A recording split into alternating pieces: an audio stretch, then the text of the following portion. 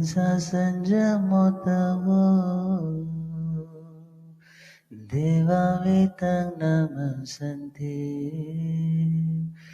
जस धमे संयमणो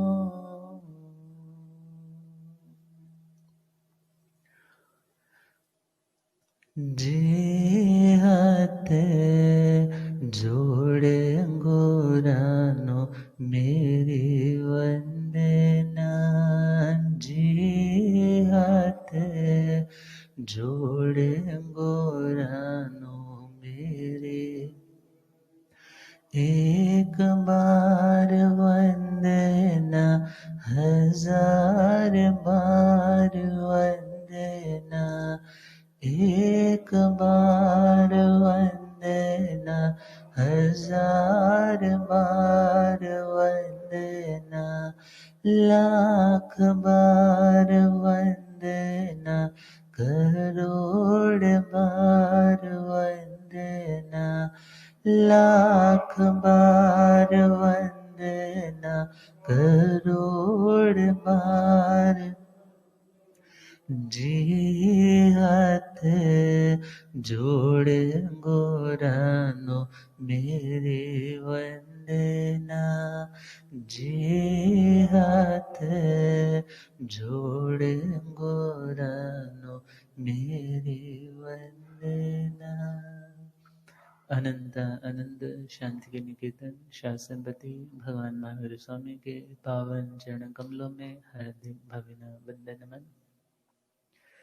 मेरे अंधेरे जन को रोशनी प्रदान करने वाले परम उपकारी आगम ज्ञान के भंडार आगम ज्ञाता आगम पुरुष जिन शास्त्र रतन हिमाचल केसरी उपाध्याय भगवंत श्रद्धे गुरुदेव श्री जितेंद्र मुनि जी महाराज साहब के पावन चरण कमलों में हार्दिक भावना वंदन।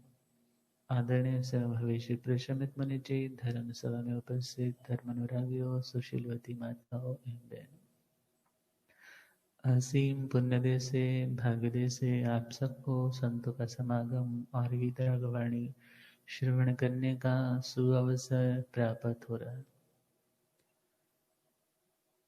25 बोल में 19वां बोल ध्यान 4 शुक्ल ध्यान का वर्णन आज प्रारंभ करना है। शुक्ल ध्यान जो अष्ट कर्मों के क्षय में सबसे बड़ा सहयोगी है। शुक्ल ध्यान आत्मा की विशुद्धता, शुद्धता, उसकी प्यूरिफिकेशन का सबसे सॉलिड रास्ता है। परंतु उस शुक्ल ध्यान की योग्यता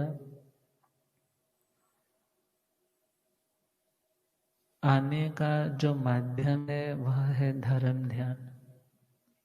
बिन धर्म ध्यान की साधना के शुक्ल ध्यान की प्राप्ति नहीं हो सकती।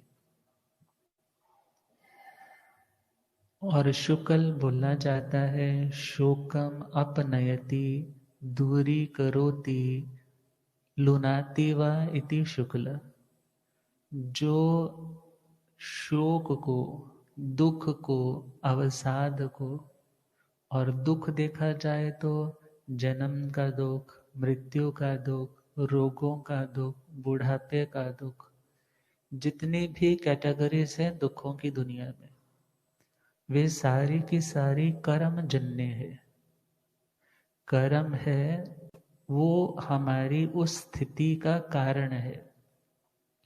और देखा जाए तो ये शुक्ल ध्यान उन कारणों को ही नष्ट कर देता है, अर्थात उन कर्मों को ही दूर कर देता है जो हमारी जिंदगी में शोक को, दुख को पैदा करते, जो दुखों के वृक्ष का छेदन कर देता है। लुएं छेदने से शुक्ल शब्द बन गया।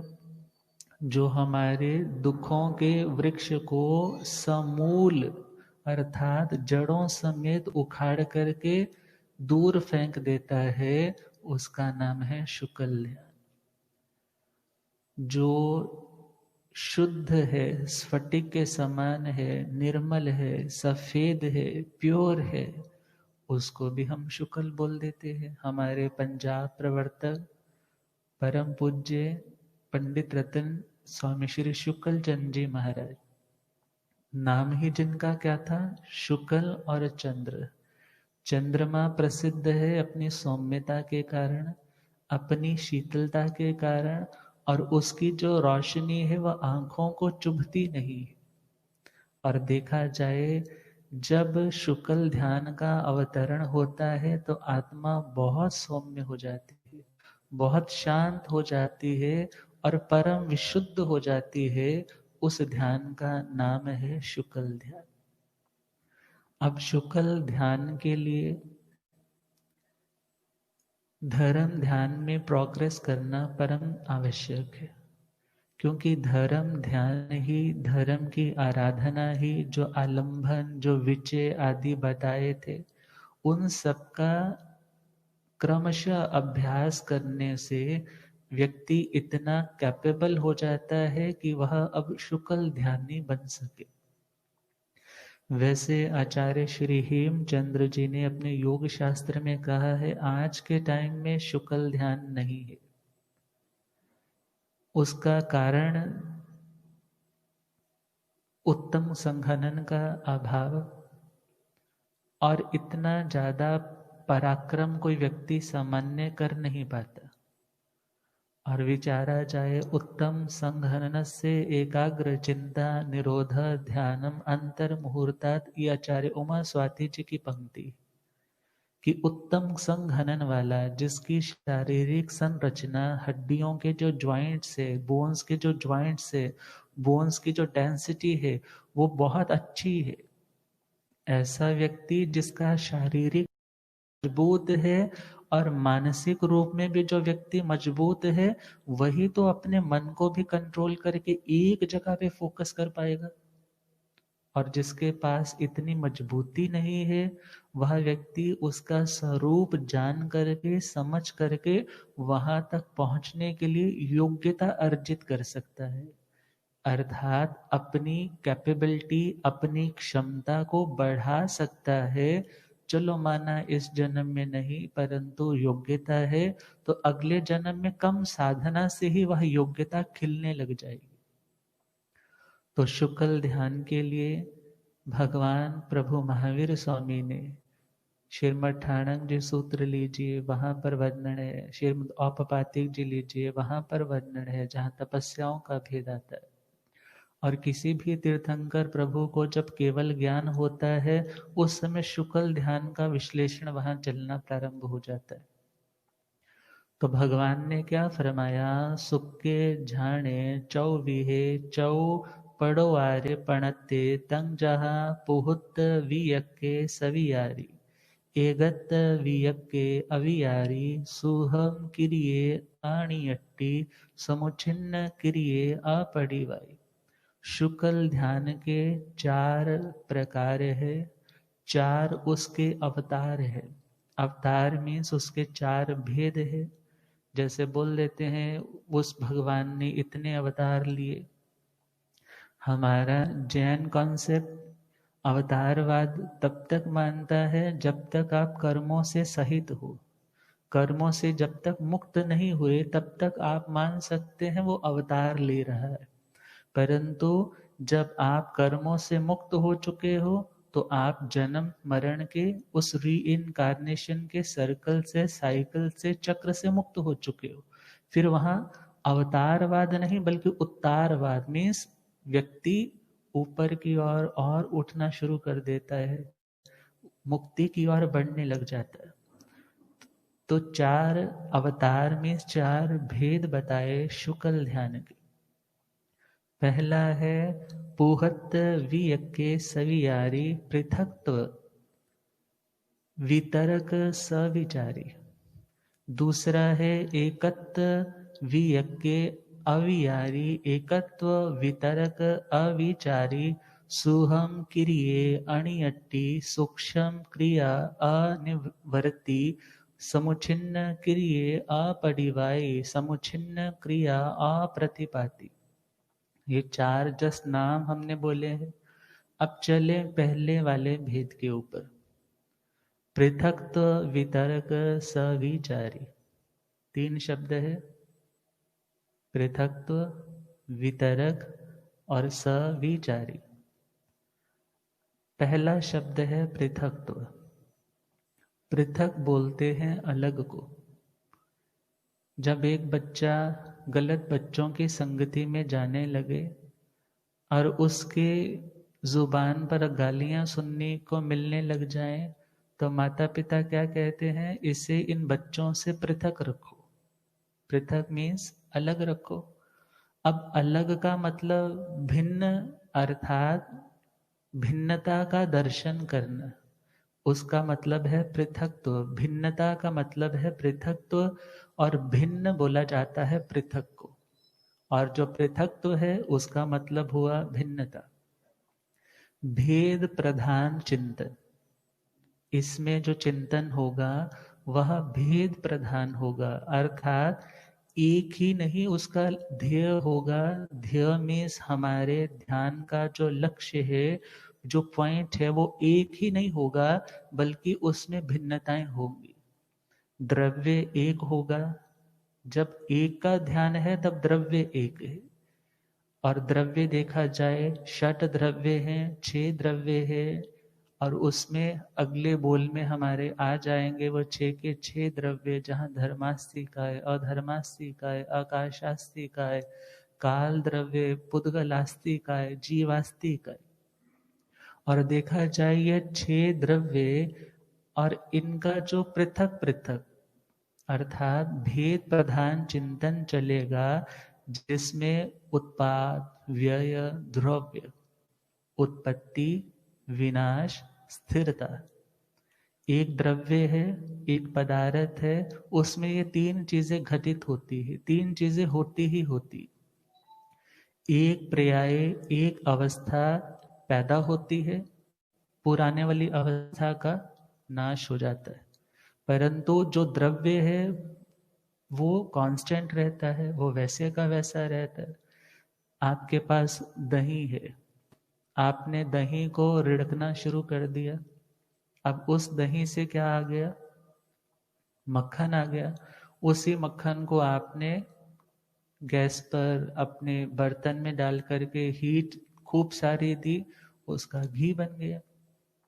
अब उसकी पर्याय तो बदली है, पर्याय अवस्था, पर्याय का मतलब है उसके नाम, उसके वो शक्लें तो बदली है, परंतु जो एक चीज है जो सभी में सेम है, दही में भी थी, मक्खन में भी है और घी में भी है, वह कौन है, वह है दूध।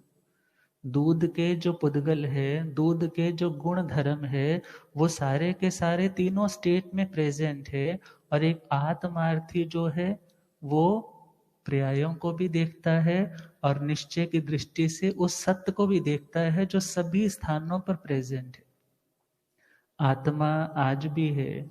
जब बचपन में थे तब शरीर छोटा सा था, बड़ा नाजुक था, कोमल था, सॉफ्ट था, बड़ा होने लगा, धीरे धीरे शरीर विकसित होने लगा, परंतु शरीर बदला है, आत्मा तो नहीं बदली।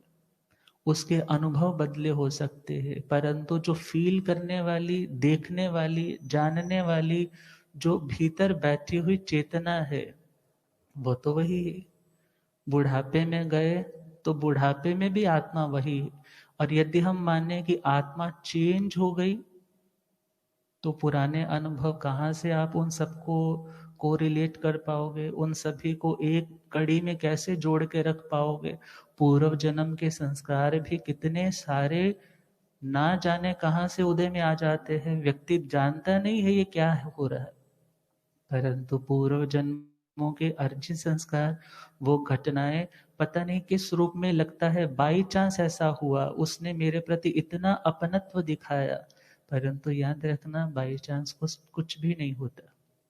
कुछ भी होता है सब कुछ वेल अरेंज, वेल मैनेज तरीके से होता है। जैसी जैसी इनपुट है वैसी वैसी आउटपुट आनी है, उसका टाइम है, उसकी ड्यूरेशन है, जैसे एक फल पकता है तभी पकने के बाद हमारी पास झोली में आता है, इसी प्रकार कर्म की भी यह स्थिति। अब हम बात कर रहे हैं, जब हमने यह जान लिया कि इसमें दूध अभी भी कांस्टेंट है, पर्याय उसकी बदली है, इस प्रकार जो भेद प्रधान चिंतन है, मीन्स हमारा ध्येय, हमारे ध्यान का जो सब्जेक्ट है वो बार बार बदल जाता है। ये नहीं है कि क्षण क्षण मात्र में बदलेगा, क्षण क्षण में बदलेगा तो वो अनुप्रेक्षा हो जाएगी, वो विचार हो जाएगा, वो मात्र एक चिंतन रह जाएगा, परंतु वह थोड़े लंबे समय तक वहां ठहरेगा। और ठहराव ही, स्थिरता ही ध्यान है। और जब पहला नंबर आया पृथकत्व का, जहां पर अलग अलग एंगल से हम भेद प्रधान चिंतन करेंगे, और दूसरा नाम दिया है वितरक। आचार्य श्री उमा स्वाति जी कहते हैं वितरका श्रुतम। वितरक का मतलब है श्रुत ज्ञान। वितरक का मतलब विकल्प भी होता है, वितरक का मतलब एक निश्चय भी होता है। परंतु हम यदि किसी निश्चय तक पहुंचना चाहते हैं, उससे पहले हम रीजनिंग भी करते हैं, तर्क भी करते हैं। और जब तर्क करके जो हमें मिला है वह है हमारा ज्ञान, और उसी को बोला है श्रुत ज्ञान। जिनके पास श्रुत ज्ञान ऑलरेडी है, वे लोग ही इस सीढ़ी पर चढ़ पाएंगे जो शुक्ल ध्यान की पहली सीढ़ी। यदि कोई सोचे कि मैं कैसे शुक्ल ध्यानी बन पाऊंगा, तो वहां पर कहा सबसे पहली वाली रिक्वायरमेंट है उसके पास धर्म ध्यान होना चाहिए, क्योंकि वितरक का मतलब है श्रुत ज्ञान। अब कोई प्रश्न कर सकता है, जी मरुदेवी माता ने कौन से ग्रंथ पढ़े थे? मरुदेवी माता को तो हाथी के औहदे पर बैठे बैठे ही क्या हो गया, केवल ज्ञान भी हो गया और निर्वाण भी हो गया। माशतुष मुनि जी का सुनते हैं, उन्होंने भी ग्रंथ पढ़ने की योग्यता नहीं आई थी। गुरु ने तो सूत्र दिया था, मातुष मारुष, किसी के प्रति खुशी नहीं, किसी के प्रति अप्रसन्नता का भाव नहीं, परंतु उन्होंने क्या याद कर लिया, माश तुष। माश तुष, माश अलग है, जो दाल होती है वो दाल अलग है, उसका छिलका अलग है। इसी प्रकार आत्मा अलग है और देह अलग है। इसके ऊपर उन्होंने चिंतन, कॉन्टेम्पलेशन की, और उससे भी उनको केवल ज्ञान पैदा हो गया। अब भरत चक्रवर्ती जी का आया, माता मरु देवी जी का आया, और हमारे क्षमा शूरवीर श्री गज सुकुमार जी का आया। अभी तो एक दिन भी पूरा नहीं हुआ, और आज के ही दिन उनको क्या हो गया, केवल ज्ञान भी और निर्वाण भी। तो फिर वहां पर कोई कह सकता है जो उनके पास वो श्रुत ज्ञान कहाँ था? तो ध्यान देना, पूर्व जन्मों के संस्कारों की परिपक्वता आज पूरी हो गई। पूर्व जन्मों के संस्कार थे उनके पास, और वे सहज रूप से ही आज उदय में आ गए, प्रकट हो गए। क्यों? क्योंकि उन्होंने वो 4 घाती कर्म ही क्षय कर दिए। और जहां पर आचार्य श्री उमा स्वाति जी ने कहा है कि जो शुक्ल ध्यान के ये पहले 2 चरण है, पृथकत्व वितरक सविचारी, और सेकंड वाला है एकत्व वितरक अविचारी, ये दोनों के दोनों जो चरण है, आद्य पूर्व विदा, आद्य शुक्ल पूर्व विदा, अर्थात ये शुक्ल ध्यान के 2 चरण पूर्व विद, अर्थात पूर्वों के ज्ञाता को होते। 14 पूर्व है, तो उन 14 पूर्वों का असीम श्रुत ज्ञान जिन्होंने संग्रह किया है अपने भंडार में, ऐसे महामुनि महासत्व साधकों को यह शुक्ल ध्यान के पहले 2 चरण आते। परंतु यदि हम सिर्फ यह मानते हैं कि 14 पूर्वधरों को होते हैं, तो फिर भरत चक्रवर्ती जी को नहीं होना चाहिए था, मरुदेवी माता जी को, गज सुकुमार जी को नहीं होना चाहिए था। तो वहां पर उसका उत्तर आगमों की भाषा में देखें तो श्रीमद् अंतकृत दशांगी सूत्र में भी 11 अंग पढ़ने वालों का मोक्ष का वर्णन आता है। और भी ऐसे ढेर सारे साधकों का वर्णन है जिन्होंने 14 पूर्व तो नहीं पढ़े थे, परंतु 11 अंगों का उनके पास अध्ययन था। और देखा जाए जितना भी साध्वी श्रमणी समुदाय रहता है, वो 14 पूर्व नहीं पढ़ पाती, उनकी लब्धि नहीं और यदि हम यह मानेंगे कि 14 पूर्व धर को ही यह ज्ञान होगा, शुक्ल ध्यान होगा, तो फिर उन्हें मोक्ष, उनको केवल ज्ञान नहीं माना जा सकेगा, परंतु उनका भी केवल ज्ञान का वर्णन है। भगवती आर्य चंदन बालाजी और जितनी भी महासतियां है, कितना वर्णन आता है। तो देखना होगा कि पूर्व विद का यहाँ अर्थ होगा, पहला तो उपशांत मोहनीय वाले, दूसरा क्षय मोह वाले, और तीसरा देखा जाए जो 14 पूर्वों के ज्ञाता है। अर्थात 8वां गुण स्थान हमारा आता है निवृत्ति बादर गुण स्थान, और वहां पर देखा जाए 2 तरह की श्रेणियां प्रारंभ होती है, उपशम श्रेणी और क्षपक श्रेणी। एक तो ऐसे हैं जो अपने उन कर्मों को उपशांत करते हुए आगे बढ़ते हैं जो उनकी यथाख्यात चारित्र में बाधा उत्पन्न करते। तो देखना होगा उस समय उनकी जो लिश्या है वह लिश्या भी शुक्ल है, और उस समय उनके जो भाव है, विचार है, वो भी परम शुद्ध है। परंतु जो मोहनीय कर्म को शांत करते हुए आगे बढ़ रहे हैं, वो डेफिनेटली 11वें गुण स्थान वहां पर पहुंचते ही रिटर्न बैक आ जाएंगे, नीचे की ओर आने लग पड़ेंगे। और जो क्षपक श्रेणी वाले हैं, जो उस कर्म का, मोहनीय कर्म का क्षय करते हुए बढ़ रहे हैं, वे सीधा 12वें गुण स्थान में चले जाएंगे। ये हम बहुत बार सुनते हैं जब हमने 14 गुण स्थानों के बारे में चर्चा की थी। तो अब विचारना होगा, जब हमने यह देखा कि पूर्व विद का यदि अर्थ सिर्फ 14 पूर्व धर करेंगे तो फिर साध्वियों का मोक्ष नहीं हो पाएगा, और उसी के साथ जो माशतुष मुनि, भरत चक्रवर्ती इत्यादि है, उनका भी मोक्ष नहीं हो पाएगा। बट उनका मोक्ष हुआ, आगमों में उनका वर्णन है, और आगमों में ये शब्द नहीं है कि 14 पूर्व धरों को ही ये शुक्ल ध्यान होता है। अर्थात श्रुत ज्ञान के आलंबन है, श्रुत ज्ञान उनका विशिष्ट है, भले इस जन्म की अर्जित योग्यता है, भले पूर्व जन्मों की ऑलरेडी वो हमने श्रुत ज्ञान का अभ्यास सुना है, चिंतन किया है, भावनाएं शुद्ध है, सहज ही आज के समय में भी धर्म के प्रति श्रद्धान है। तो ऐसे देखा जाए सहज साधक आज की धरातल पे तो वो सहज दिख रहे हैं, परंतु इस सहजता तक आने के लिए उन्होंने कितनी असहजता को समता से सहा है। और ऐसे जो साधक है, उनकी जो साधना है, उनको भी हम इसी कैटेगरी में काउंट करें।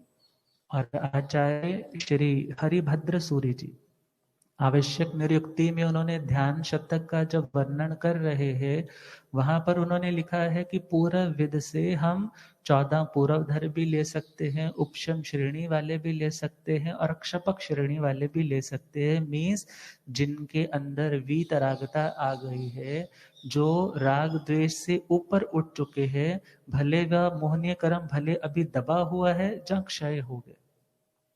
तो 11वें गुण स्थान तक की जो स्थिति है, वह पहले हमारे इस शुक्ल ध्यान के टाइप का स्थान है, योग्यता है। तो पृथक तो वितरक, वितरक का मतलब हुआ श्रुत ज्ञान, और तीसरा शब्द है सविचारी। विचार का मतलब क्या होता है? चिंतन करना। जब हम एक दूसरे से तीसरी जगह पहुंचते हैं, चर गति भक्षण धातु से चर शब्द बनता है। गति करना, चलना, और भक्षण करना, कुछ खाना, कंज्यूम करना, उससे शब्द बनता है चर। और जब हम कुछ सोचते हैं, विचारते हैं, उसमें विशेष रूप से देखा जाए हम गति करते हैं, कभी एक पॉइंट पे, कभी दूसरे पे, कभी तीसरे पे, कभी चौथे पे। एक ही दिन में आज की साइंस कहती है 60,000 तक थॉट्स हम 24 घंटे में सोच लेते। और देखा जाए मन की गति कितनी ज्यादा, कितनी स्पीड वाली, कितना कुछ हम दिन भर में सोचते हैं, परंतु कितना कुछ जायज है, हमारे लिए हितकारी है, कितना सारा नाजायज है, हमारे लिए अहितकारी। परंतु विचार के साथ जो है उसे हम बोलेंगे सविचारी। जो विचार करता है उसको हम क्या बोलेंगे? सविचारी। और यहाँ पर विचार शब्द का अर्थ करते हुए आचार्य श्री उमा स्वाति जी ने लिखा है विचारो अर्थ व्यंजन योग संक्रांति। विचारो अर्थ व्यंजन योग संक्रांति। विचार का मतलब क्या है? अर्थ, व्यंजन और योग, इनका संक्रमण करना। संक्रमण मतलब सम्यक प्रकार से क्रमोपाद विक्षेपे धातु है, अपने कदमों को आगे बढ़ाने के लिए हम बोलते हैं संक्रम। जैसे संक्रांति आती है, सूर्य एक ग्रह से दूसरी राशि पे जा रहा है, तो एक से दूसरे पर जाने का नाम ही क्या हो जाता है? संक्रमण, संक्रांति, गमन करना। तो यहाँ पर विचार का अर्थ क्या है? जब अर्थ का संक्रमण होता है। अर्थ का मतलब है एक पदार्थ, एक द्रव्य, और उस द्रव्य की अनंत पर्याय भी है। तो इस पहले वाले में क्या होगा? एक द्रव्य से उसकी पर्याय में, पर्याय से फिर द्रव्य में, द्रव्य से पर्याय में, कभी पहली वाली पर्याय में, दूसरी, तीसरी, चौथी, पांचवी, अलग अलग शब्द, रूप, गंध, रस, स्पर्श इत्यादि जितनी उनकी पर्याय बन सकती है, अनंत अनंत रूप से, एक गुण, दो गुण, तीन गुण, डिग्रीज, लेवल्स के अकॉर्डिंगली। तो पहला हुआ अर्थ संक्रमण। दूसरा है व्यंजन संक्रमण। व्यंजन बोलते हैं व्यज्यते अर्थ येन सह व्यंजन, अर्थात जिसके द्वारा अर्थ अभिव्यक्त होता है, वस्तु अभिव्यक्त होती है। मीन शब्द, एक शब्द है और उस शब्द का अर्थ में संक्रमण। पहले कभी हम शब्द बोल रहे थे, शब्द से हम अर्थ के ध्यान में चलेंगे, अर्थ का ध्यान आने लगा तो फिर वापस शब्द में आ गए। और तीसरा स्टेप बताया है योग संक्रमण। मन, वाणी और शरीर, इनके जो स्पंदन है, इनकी जो वाइब्रेशंस है, और इनके कारण जो आत्मा में स्पंदन होते हैं, आत्मा जिनके कारण से वाइब्रेट होने लगती है, उसका नाम है योग। तो योगों में भी संक्रमण, मन से वाणी में, वाणी से काय योग में, फिर काय के योग में है तो फिर पुनः वाणी के, वचन के योग में, या सीधा फिर मन के योग। गुरुदेव पधारे। हो रब मेरा सतगुरु बन के आया, मैनू वेख लैण दे। हो रब मेरा सत, मैनू वेख लैण दे, ओ मैनू वेख लैण दे, के मथा टेक लैण दे, ओ मैनू वेख लैण दे, के मथा टेक लैण दे। ओ रब मेरा सतगुरु बन के आया, मैनू रब मेरा सतगुरु बन के आया, मैनू ओ पौंदे पौंदे पानी देंदा, बूटे हरे कर देंदा। पौंदे पौंदे पानी देंदा, सूखे बूटे हरे कर। ओ केड़ा माली बन के आया, मैनू वेख लैण दे। ओ केड़ा,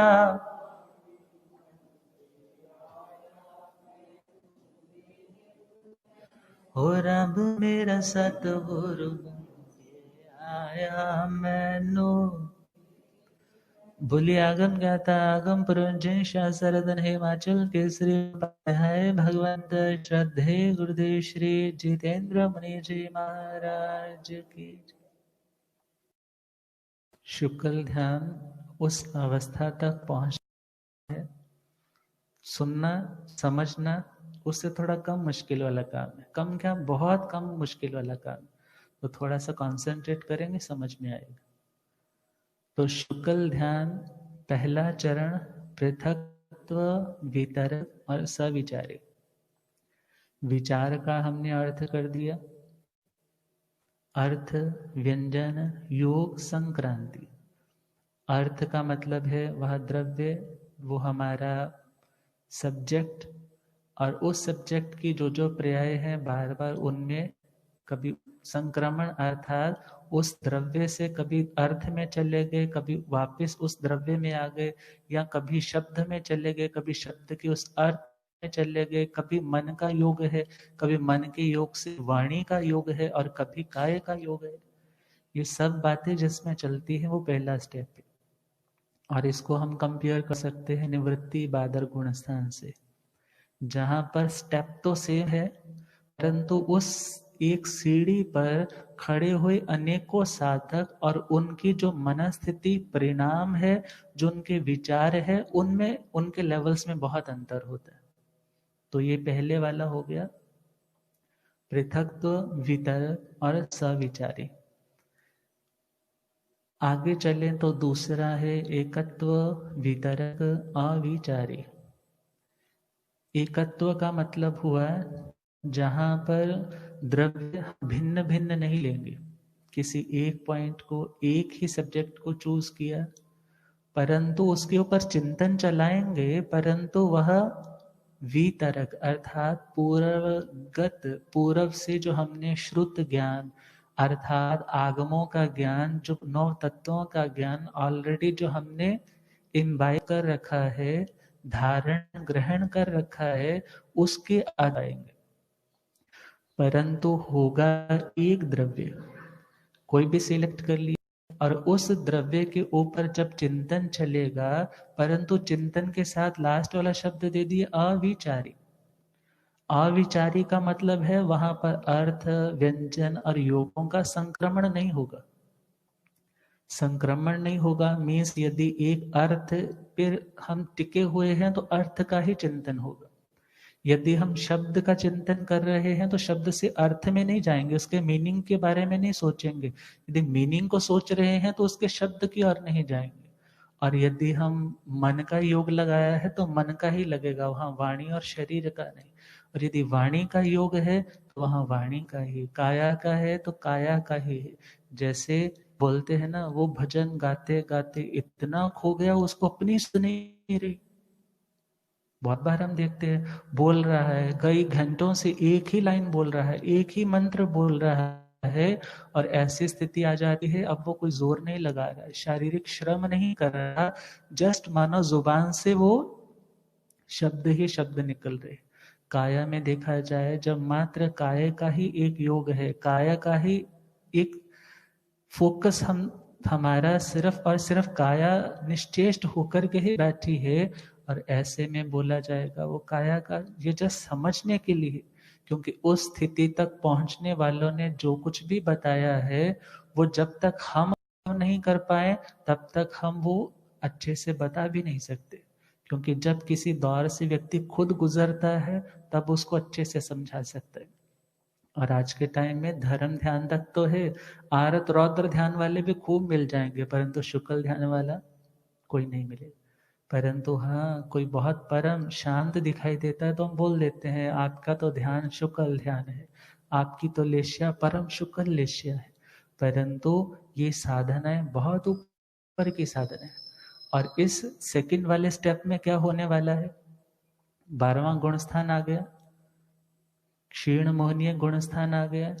और मोहनीय कर्म तो देखा जाए तो जब हम शपक श्रेणी का आरोहण करके आगे बढ़े थे तो 10वें गुण स्थान से सीधा हम क्षय करते हुए लास्ट वाले समय में 12वें में आए थे। अब देखना है जब 12वें गुण स्थान में हम स्थित है, इसमें हमारी स्थिति कौन सी, क्योंकि अर्थ व्यंजन योग संक्रमण नहीं हो रहा, चंचलता नहीं है।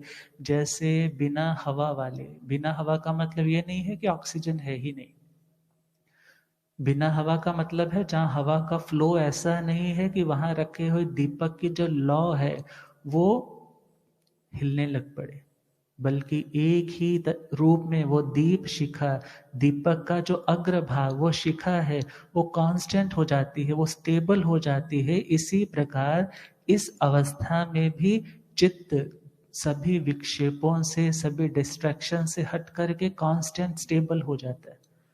और यह स्थिति है दूसरे चरण की।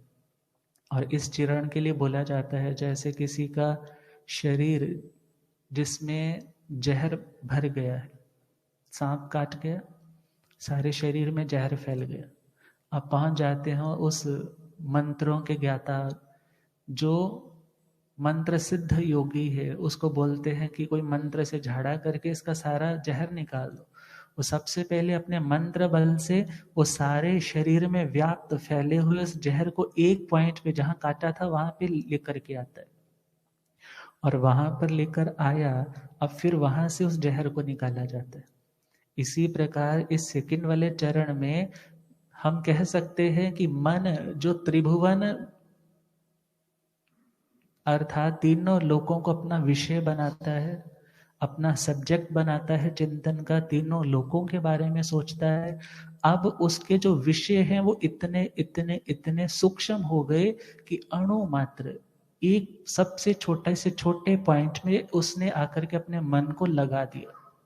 अब वो मन जो बिखरा हुआ था, जैसे त्राटक करते हैं, दीपक की लौ है जहाँ एक कोई पॉइंट है और उसके ऊपर आप देखते जा रहे हो, देखते जा रहे हो, कॉन्स्टेंटली देखते जा रहे हो, कौन आया कौन गया, क्या बोला, क्या हो रहा है, कोई ध्यान नहीं, कोई फर्क नहीं पड़ रहा, जस्ट और जस्ट उसको निहार रहे हो, और उसमें आप तन्मय तद्रूप हो गए। अब आपको अपना भी भान नहीं, आपको जस्ट वो पॉइंट ही पॉइंट नजर, आप पॉइंट रूप ही हो गए।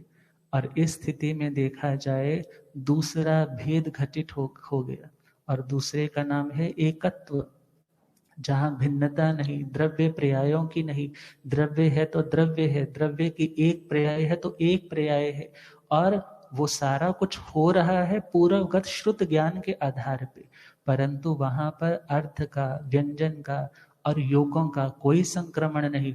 तीन योग हैं तो तीनों में से कोई एक वहां अवेलेबल है, यदि मन है तो मन है, वाणी है तो वाणी है, काया है तो काया है। और जब यह स्थिति आती है तो दूसरा चरण चल रहा है, कंप्लीट होने को है, और आगमों में शब्द आता है केवल नाणम उपज्जयी। श्रीमद आचार्य जी सूत्र द्वितीय श्रुत स्कंद, जहां पर भगवान महावीर स्वामी के केवल ज्ञान का वर्णन है। कल्प सूत्र में चले जाएं तो कल्प सूत्र में भी वर्णन आता है, झाणंत्रियाय वट्ट मानस अनंते अणुत्तरे निव्वाघाय निरावरणे कसिणे पड़िपुण्य केवल वर्णाण दंसणे समपन्ने। जब भगवान के केवल ज्ञान का वर्णन आया तो वहां कहा ध्यान आंतरिका में वर्तमान अनंत और अनुत्तर, जिससे बढ़कर कोई ज्ञान नहीं है, निव्वाघाय जिसका कोई घात नहीं कर सकता, जिसको कोई नष्ट नहीं कर सकता, निरावरणे जिसके ऊपर कोई आवरण, कोई रुकावट नहीं आ सकती, कसीणे जो संपूर्ण है, कृत्सन है जो अपने आप में पूरा है, परिपुण्य जो प्रतिपूर्ण है, ऐसा वर नाण केवल अर्थात श्रेष्ठ केवल ज्ञान केवल दर्शन समुपन्ने प्रकट हो गया। और यहाँ पर शुक्ल ध्यान, ध्यान में केवल ज्ञान नहीं बोला, क्या बोला, झाणंत्रियाय वट्ट मानस, जब ध्यान आंतरिका में थे, अर्थात जब ध्यान आंतरिका का मतलब हुआ, ध्यान का मतलब है आप स्थिर थे, और उसके बाद आप जैसे ही रिलैक्स होने लगे, जैसे एक गाड़ी से आप दूसरी गाड़ी में जाने के लिए तैयार हो, अभी उस गाड़ी में बैठे नहीं हो, वो बीच वाला टाइम क्या है, ध्यान आंतरिका का। मीन्स एक ध्येय हमारा था, एक सब्जेक्ट था जिस पर हम सवार थे, परंतु उसको छोड़ करके दूसरे पे जा रहे हैं। बीच का जो टाइम है अनुप्रेक्षा का, भावना का, उस टाइम में केवल ज्ञान उत्पन्न होता है। और इसके बाद की जो स्थितियां है, तीसरा चरण है केवल ज्ञानियों का, 14th वाला जो गुण स्थान है वो चौथे हमारे स्टेप का चरण है, तो इसके बारे में कल